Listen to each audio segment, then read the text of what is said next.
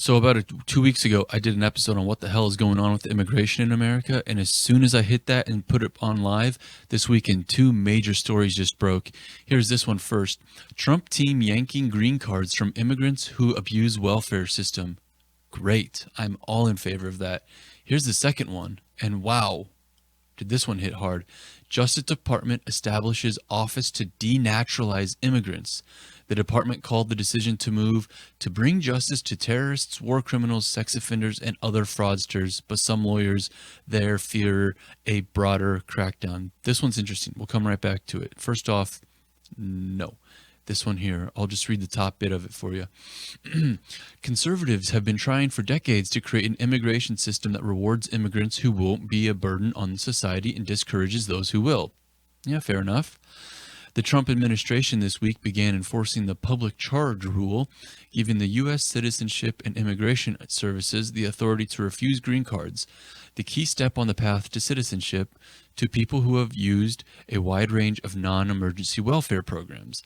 The main reason this got done is because we have a president who is determined enough to make a self-sufficiency manner again in a meaningful way, said Ken Cuccinelli, who pushed through the rule as acting chief of USCIS and is now acting deputy secretary at the Homeland Security. That kind of entrepreneurial mentality is a natural for him. And I don't disagree with any of this. If you want to come to this country, that's great. But if you want to come to this country and you can't make it and you need to start living off of our benefits and our welfare, nope, I'm sorry. I'm sorry, that's not how it works. Now let's go over to this one. So that one, not a big deal. This one, I'm not so sure about. So I'm going to read this to you. But my concern here is, okay, so I get it.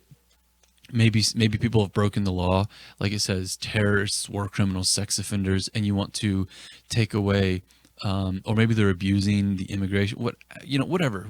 There are legitimate ways where people may be abusing the immigration system, and you would have a good argument for, look, denaturalize them. Okay, so I could go along with that. What concerns me about this is government overreach. Now, immigration and enforcing immigration is one of the key components, even of a limited government individual or a limited government, proponent. But this one, like I said, this one just seems like it could give too much power. So let's read the first couple paragraphs so we can get an idea of exactly what they're talking about here.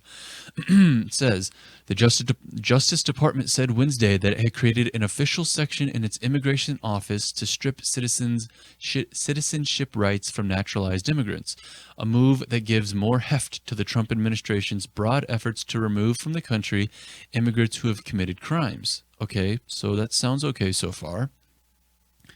The denaturalization section, quote, underscores the department's commitment to bring justice to terrorists, war criminals, sex offenders, and other fraudsters who illegally obtain naturalization, end quote. Joseph Hunt, the head of Justice Department Civil Division, said in a statement, hey, I don't know if I should say this, but that sounds a lot like Ilhan Omar. We'll wait till that story develops. Quote, the denaturalization section will further the department's efforts to pursue those who unlawfully obtain citizenship status and ensure that they are held accountable for their fraudulent conduct.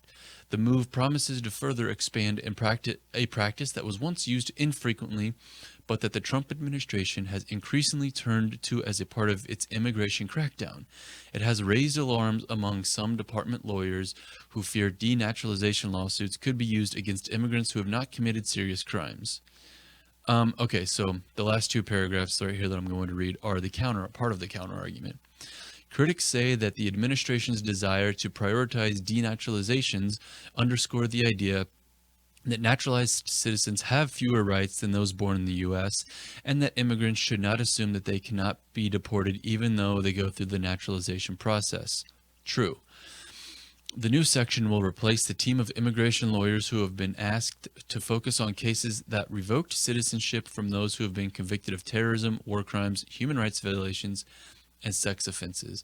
So, again, like, I understand, and it's a good argument, I suppose, and I could get behind this, but If we, as conservatives, as Republicans, as Trump supporters, whatever you want to call it, if we're going to get behind this right now, then we need to maintain how strong we are to be just as loud and as vocal if the administration starts to abuse this and starts to really just pick and choose political enemies or something like that.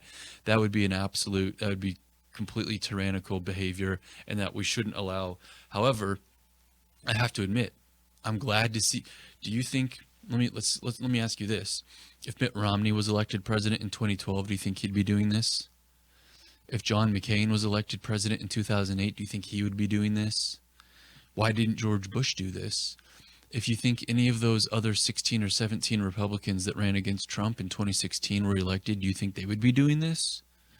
Or even this other one I had brought up here. Oops, I closed it. But the other one about if you are on welfare, you can't get your green card.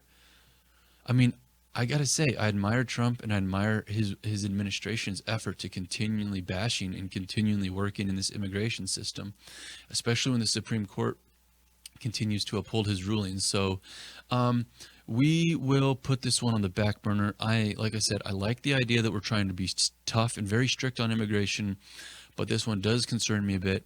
But like I said, I'm going to keep an eye on this. I'll keep reporting. I want to know what you guys think. Please, down below, comment, like, share, send this out on your group chats, text me directly. I don't care, but I want to know what you think. So thanks, guys. Take care. My name is Ryan Derks. I'm running from Missouri's 5th Congressional District, and I approve this message.